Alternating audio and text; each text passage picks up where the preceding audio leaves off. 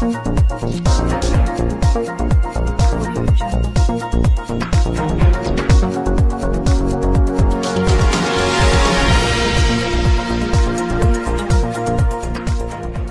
पर पढ़ाया और हज़ारों से ज़्यादा मेरे वहाँ पर स्टूडेंट्स हैं। मेरी वो नौकरी थी जो शायद ही कोई पाकिस्तानी ड्रीम कर सके, स्पेशली मेरी तरह का पाकिस्तानी। ये मेरे रिश्तेदार खड़े हैं, बहुत सारे गांव से आए हुए हैं, जो हमारे अभी भी वहाँ टाट स्कूल ही हैं। जब मैं पढ़ा था तो चार दीवारी भी नहीं थी स्कूल की, और एक कमरा होता था मेरे प्राइमरी स्कूल में जिसमें से मैं पढ़ा था।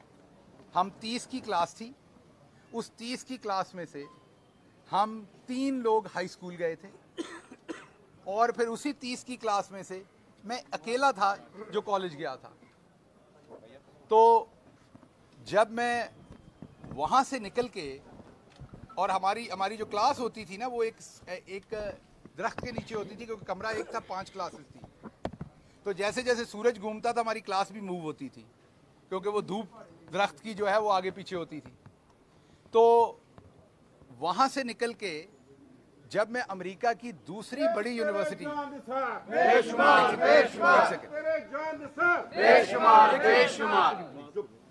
जब मैं वहाँ से निकल के अमेरिका की दूसरी बड़ी यूनिवर्सिटी, और सिर्फ साइज में बड़ी नहीं, जो जानते हैं उस यूनिवर्सिटी को उनको पता है कि इंजीनियरिंग और आईटी में वो दुनिया की टॉप की यूनिवर्सिटी है। और उस यूनिवर्सिटी में जब मुझे पढ़ाने का मौका मिला तो मैं अकेला नहीं पढ़ा रहा था वहाँ, मेरे साथ वो मेरे गांव के पूरे 30 के 30 लोग खड़े होकर वहाँ पढ़ा रहे थे, क्योंकि हमारे जैसे लोगों के लिए वहाँ पहुँचना बहुत मुश्किल है। हम देहाती लोग हैं, काश्तकारी हमारा काम है, ना हमारे पास कोई महंगे स्कूल थे, ना हमें मुंह टेढ़ा करके अंग्रेज़ी बोलनी आती थी। हमें तो पहले अंग्रेज़ी सीखनी पड़ती थी जाके 6ठी जमात में। अभी लिखना सीखते थे थोड़े दिन, उस पर डंडे पड़ते थे, पता चलता था अभी बड़ी ABC लिखी है, अभी छोटी ABC भी लिखनी सीखनी है। तो हम उन मुसीबतों से, जब मैं कॉलेज गया तो मोटरसाइकिल पे कॉलेज जाता था, तो मेरे गांव से कॉलेज 1 घंटा दूर था।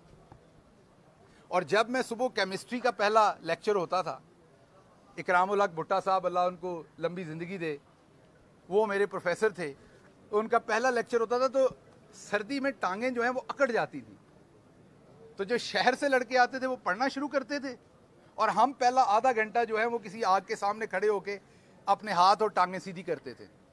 तो इन हालात से निकल के मैं प्रोफेसर बना, और प्रोफेसर भी मैं किसी ऐसी यूनिवर्सिटी में नहीं बना जिस तरह की बहुत सारे जालसाज यहाँ फिरते हैं। मैंने आपको बताया कि अमेरिका की दूसरी बड़ी यूनिवर्सिटी में मैं प्रोफेसर बना, और मेरे लिए, मेरे वो जो 7 गांव हैं उन सब के लिए वो फ़ख्र की बात थी। उसके बाद जितनी यहाँ पर करप्शन करके ये लोग पैसा कमाते हैं, मैं दोबारा रिपीट कर रहा हूँ, जितने आम MNAs, आम MPAs, उनका ड्रीम होता है, ये अभी वोट बिके थे, लोटे हुए थे, जितने पैसे लेके ये लोटे हुए थे ना, वो मैं 3-4 महीने में मुझे यूनिवर्सिटी उतने पैसे देती थी, साल की बात नहीं कर रहा। वो सब कुछ छोड़ के मैं इमरान खान के कॉज पर उसके पीछे आके खड़ा हुआ, असल में पाकिस्तान के लिए खड़ा हुआ। असल में जो मैंने देखा कि जिस तरीके से पाकिस्तान को पूरी दुनिया में तनकीद का निशाना बनाया जाता है, पाकिस्तान के बारे में एक नेगेटिव ऑरा था पूरी दुनिया के अंदर, 9/11 के बाद बना। मैंने अमेरिका में रहते हुए उसे देखा, दिल दुखता था उस चीज़ से। अपने ख्वाब चले सारे नहीं तो कुछ ना कुछ जी लिए थे, तो लगा कि अब अपने गांव वालों के लिए, अपने लोगों के लिए, अपने मुल्क के लिए वापस जाके करूं, वापस जाके काम करूं। तो ये सारा सफ़र मैं याद कर रहा था जब उस दिन मैं बगैर किसी चटाई के फर्श पे, वो जो तस्वीर आपने देखी थी मेरी हवालात के अंदर, तो आपने देखा होगा कि मेरी आंखें कुछ सोच रही थी। तो वो टाट स्कूल से, उस यूनिवर्सिटी से उस हवालात तक का पूरा सफ़र सोच रही थी।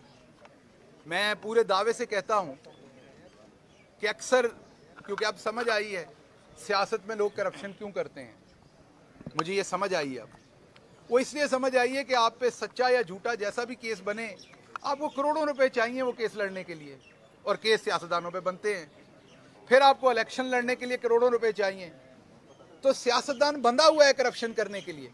मैं करप्शन को जायज़ नहीं कह रहा, मैं ये नहीं कह रहा होनी चाहिए, मैं आपको वजह बता रहा हूँ कि ज़्यादातर सियासतदान क्यों करप्शन करते हैं, क्योंकि उन्हें हर टाइम डर रहता है कि उनके ऊपर कोई सच्चा और झूठा केस बना दिया जाएगा, और जब बन जाता है तो करोड़ों रुपए चाहिए उस केस को जीने के लिए। अब आप सिर्फ सोचें कि इस्लामाबाद मेरे इलाके से कितना दूर है, ये मेरे सारे लोगों को जब आना पड़ता है तो इनके ऊपर भी वो सारा बोझ है, एक टाइम का, वक्त का, एनर्जी का। तो इसलिए सियासतदान जो हैं वो इस राह पे चलते हैं, जब तक हम एक अच्छा कानूनी निज़ाम नहीं लाएंगे जहां पर लोगों को ये यकीन होगा कि उन पे झूठे मुकदमात नहीं बनेंगे और सियासत में से पैसे को अलग नहीं करेंगे, तो शायद ये करप्शन अनफॉर्चुनेटली होती रहेगी। मैं सिर्फ बात कंप्लीट कर लूं, इसलिए हमें इस पूरे निज़ाम को बदलने के लिए हमें सोचना पड़ना है कि रूल ऑफ लॉ किस तरीके से बनाया जाए। रूल ऑफ लॉ के बगैर मुल्क आगे नहीं चल सकेगा। ये बार बार ऐसे ही होता रहेगा। हम अपोजिशन में हैं, बैठ जाओ थोड़ी, हम अपोजिशन में हैं, घुटनों के बार बैठ जाओ, तो हमारे ऊपर केसेस, कोई और अपोजिशन में है तो उस पर केसेस, हम हुकूमत में आए तो कोई और चीज।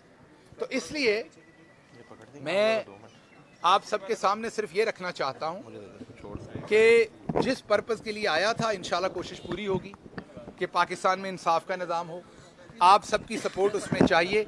और जो कुछ पिछले चंद दिन से ये इम्पोर्टेड हुकूमत कर रही है, जिस तरीके से मरियम साहबा बाहर गई हैं, वही जो कहती थी मुझे पासपोर्ट ट्रे में रख के भी मिलेगा तो मैं नहीं जाऊंगी, जैसे ही अदालत से उन्हें पासपोर्ट मिला अगली फ्लाइट पे बैठ के वो फौरन बाहर चली गई हैं। अब वहाँ बैठ के सौदेबाजी होगी, डीप फेक वीडियोज़ इशू होंगी, वहाँ बैठ के औरत कार्ड खेला जाएगा, यहूदी कार्ड खेला जाएगा, वहाँ बैठ के कादियानी कार्ड खेला जाएगा। जब तक ये सब कुछ बंद नहीं होगा, सही एहतसाब नहीं होगा। हमारे यहाँ क्या है माजरत, जिसने करप्शन की है उस पर मुकदमे बनते हैं, जिसने नहीं की, हमारे जैसे लोग खड़े हैं ना, बताएं 4 साल हुकूमत में रहें, कोई एक पैसे की करप्शन की है? कोई एक ऐसी चीज़ आपको मिल जाए कहीं से तो बिल्कुल सामने लाइए। हमारे जैसे लोगों पर और तरह के केस बन जाते हैं, उनके ऊपर करप्शन के बन जाते हैं। एंड ऑफ द डे एक आम शहरी को सारे एक ही जैसे लगते हैं। मैं भी मुजरिम बन के खड़ा हूँ यहाँ, जिन्होंने अरबों रुपए लूटे वो भी मुजरिम बन के इन्हीं अदालतों में आते हैं। उनके भी पीछे ऐसे ही नारे लगते हैं, वो भी विक्ट्री साइन बनाते हैं। मेरे जैसे के पीछे भी ऐसे ही साइन नारे लगते हैं, हम भी विक्ट्री। तो आम घर में बैठा बंदा सोचता है, सही दिलों लग रहे नारे तुहाडे। एक सेकंड मेरी जान, लोगों को लगता है कि ये सारे ऐसे ही हैं, सारे पे मुकदमे बंद है, ये सारे करप्ट हैं। तो जब तक हम वाकई असल मुकदमात नहीं बनाएंगे, जब तक वाकई कानून की असल अमलदारी नहीं होगी, इस मुल्क ने आगे नहीं बढ़ना। और इसमें मुल्क अब अंगड़ाई ले चुका है। सोशल मीडिया में जो सहाफ़ियों का किरदार है, पहले यहाँ 5 कैमरे होते थे, अब इस मोबाइल फ़ोन की वजह से यहाँ बहुत सारे और सहाफ़ी हैं जिनकी आवाज़ पहुँच रही है। तो जब तक ये नहीं होगा हम आगे नहीं बढ़ेंगे। और मेरी कोशिश है कि मैं अपनी औकात, अपनी वसातत के मुताबिक जो मेरे ज़ुम्मे था, मैं इस मुल्क के साथ वफा भी करूँ, इस मुल्क के इदारों के साथ, इस मुल्क के इंसाफ के साथ भी वफा करूँ, और इस मुल्क का जो आम मिडिल क्लास का आदमी है, मेरी तरह का, जिसके बड़े ख्वाब हैं, उनके साथ वफा करूँ कि उनके बच्चे भी कहीं पहुँच सकें और उनके आगे इस तरीके की गैर कानूनी चीज़ें ना आएँ। जी गिल साहब, आपके कमरे से जो सेटेलाइट फ़ोन बरामद हुआ वो किससे राब्ते के लिए था, और आपको पता है कि इस तरह का फ़ोन रखना कानूनन जुर्म है?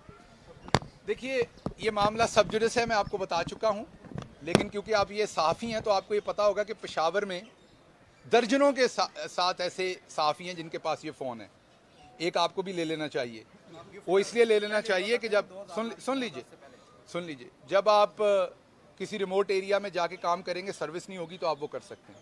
उनका शायद पाकिस्तान के अंदर दफ्तर भी है और वो यहाँ से आपको फ़ोन देते हैं। तो अगर ये फ़ोन ये बेचा गया बहुत जगह पे कि ये फ़ोन गैर कानूनी है, पता नहीं इसमें क्या है, तो ये बहुत सारे सहाफ़ियों के पास है, ये आपको पता होना चाहिए। इसका पर्पस सिर्फ इतना है कि जहाँ पर सर्विस नहीं है वहाँ से अगर आपने फ़ोन इस्तेमाल करना है तो करें। इसलिए आप अगर ऐसे रिमोट एरिया में सहाफ़ती फ़राइज़ अंजाम दे रहे हैं तो आप भी करें।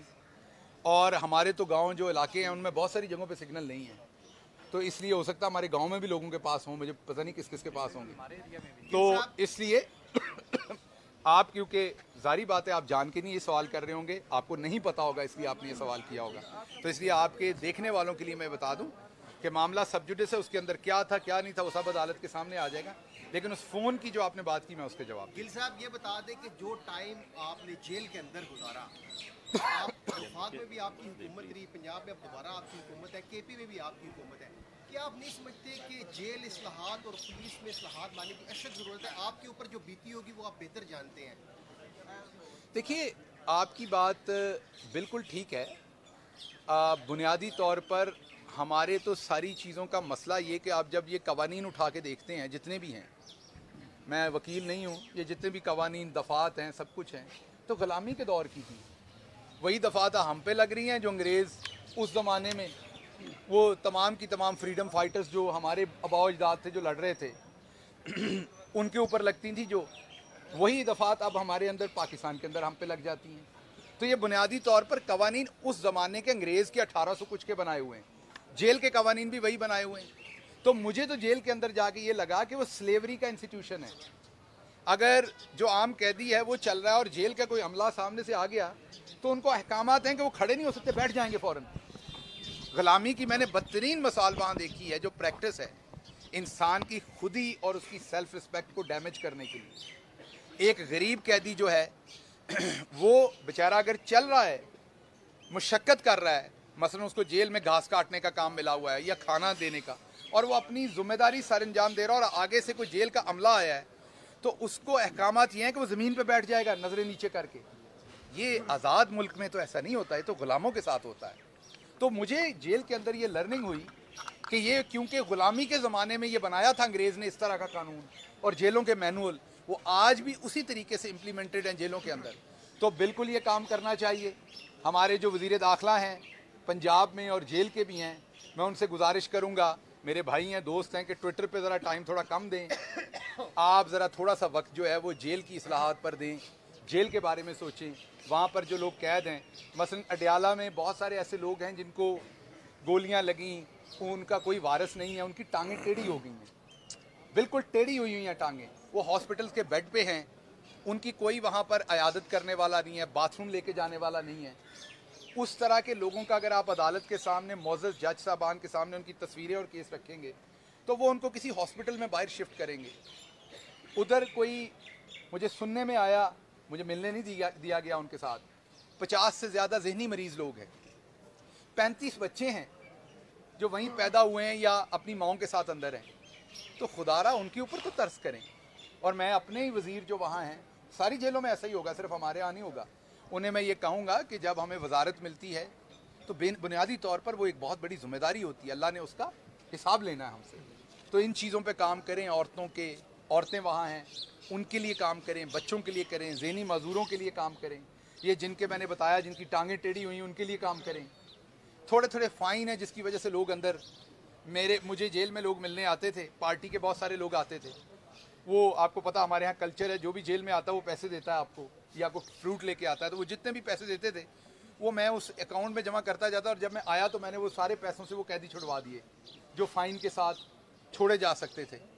इसी तरह मैं और भी मुखय्यर हजरात को कहूँगा कि वो ये बहुत बड़ा सदका जारिया होगा जो गरीब आदमी वहाँ पर पड़ा हुआ है जेल में, जिसको कोई सुनने वाला नहीं है, क्योंकि हमारी आखिरी ये सोच है कि जो चला गया जेल में उसके बारे में ना हुकूमतें सोच रही हैं ना कोई और शख्स सोच रहा है। तो आपका ये सवाल बिल्कुल दुरुस्त है, जेल रिफॉर्म्स होने चाहिए, हम नहीं करने, किसी और ने नहीं करने, और हमें सवाए बाकी ऐसे काम करने में जिनमें प्रोमिनेंस मिलती है, इन एरियाज़ पे भी काम करना चाहिए जिसमें असल में गरीब लोगों की आप खिदमत कर सकते हैं और अल्लाह की ज़ात आप पे राज़ी होगी। गिल साहब, आपने कहा था कि फिजिकल असॉल्ट आपको किया गया, क्या आप उनके खिलाफ इंदराजे मुकदमा के लिए अदालत से रुजू करेंगे, मेडिकल अपना करवाएंगे? देखिए मेडिकल तो मेरा जेल के अंदर हो चुका था और उसकी रिपोर्ट मौजूद है। बाकी मैंने आपको कहा कि ये क्योंकि सब जुडिस मामला है, मेरे वकला इसके ऊपर डिसाइड करेंगे कि क्या करना है, तो मैं इस पर ज़्यादा बात नहीं करूँगा। बहुत शुक्रिया जी।